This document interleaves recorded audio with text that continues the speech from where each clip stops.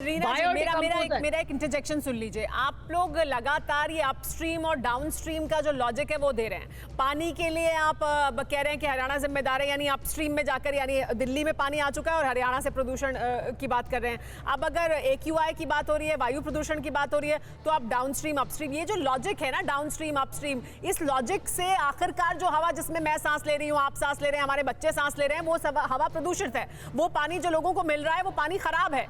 ये upstream downstream का logic लोगों को नहीं समझ में आएगा, और क्यों आए समझ में?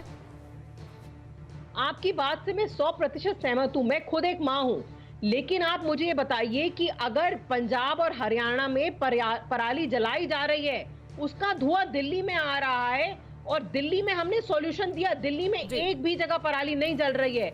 सिंपल सा सॉल्यूशन हमने दिया, केंद्र सरकार को चिट्ठी लिखी, उनके सामने प्रेजेंटेशन किया, लेकिन ना तो नियत है ना इच्छा शक्ति है, करने का कुछ वो ही नहीं है। राजीव जेटली जी जवाब देना चाहते हैं। राजीव जेटली जी जवाब देना चाहते हैं। राजीव जेटली का जवाब, उसके बाद भरत झुनझुनवाला के पास में जाऊंगी। जी राजीव जेटली जी। यार एक थोड़ा हद होती है झूठ बोलने की, बेवकूफ बनाने की लोगों को। इस तरीके की हरकतें मत करिए आप। मैं करनाल का कोट कर रहा था आपको, और आपने कहा करनाल से धुआं उठेगा, दिल्ली में आएगा, सोनीपत में नहीं जाएगा, बहादुरगढ़ में नहीं जाएगा, रोहतक में नहीं जाएगा। दिल्ली का IQ लेवल बढ़ जाएगा, बाकी सब जगहों को कम रहेगा। थोड़ी तो शर्म करिए, थोड़ी तो शर्म करिए। बोलिए हमारी जिम्मेवारी थी, हम उसमें नाकामयाब रहे। आप बताइए, आपने इलेक्ट्रिक बसें लेके आनी थी, 1000 कहाँ है वो बसें?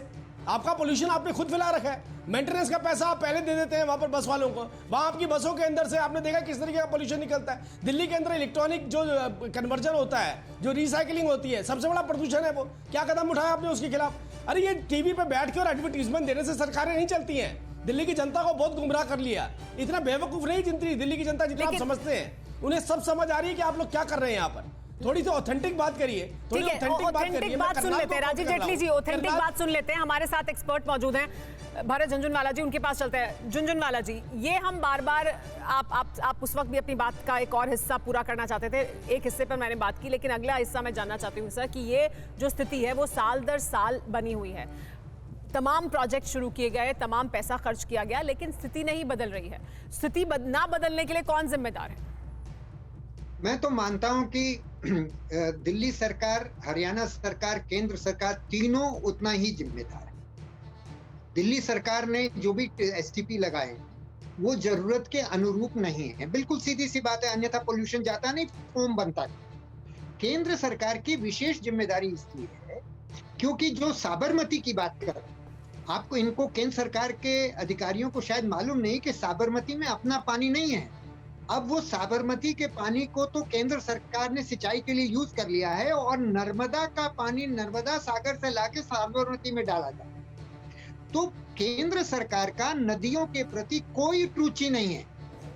और केंद्र सरकार, ये देखिए, हथनी कुंड की प्रॉब्लम कोई छठ पूजा मात्र की प्रॉब्लम नहीं है जी।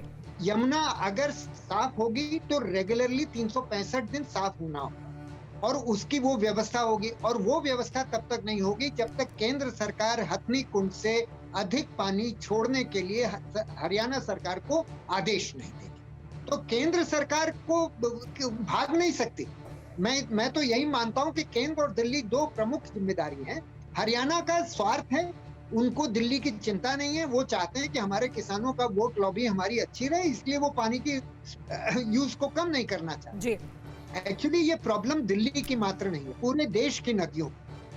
केंद्र सरकार के लिए नदियां केवल पानी को किसानों को दे करके वोट हासिल करने की लॉबी है। इसके अलावा केंद्र सरकार को नदियों से कोई रुचि नहीं है।